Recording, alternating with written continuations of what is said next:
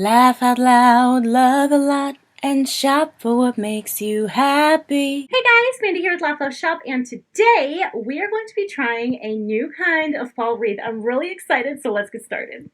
Grab some foam board in your preferred color. I used black instead of white because I have a dark front door, but obviously if you have a light front door, you could go with white. Then I went ahead and bought 5 bunches of Indian corn. These are short Indian corn. Just by using these small ones that are like 4 inches for the corn part, I got a wreath that covered my entire front door. Next, I marked how big I needed the wreath form to be. Then I cut it out using an X-acto knife that is very sharp. I put a new blade on this.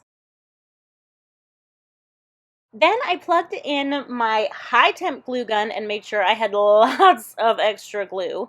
And then I arranged my Indian corn so that the different colors were all mixed up properly.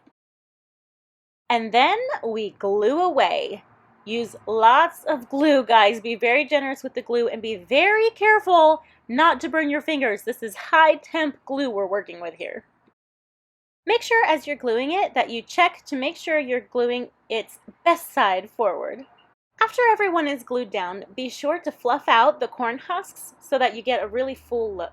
Next, we're going to add in some weeds, and they could be this pampas grass that I found at the side of the road, or they could even be flowers like these. These would look so pretty too. We're just going to add glue along the stem and then place it between the corn. You could even add more glue between the corn itself on the foam board to add stability. Then just snip the excess stems.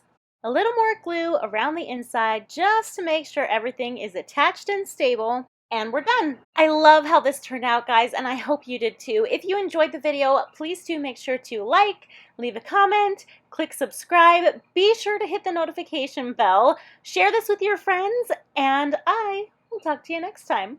Bye!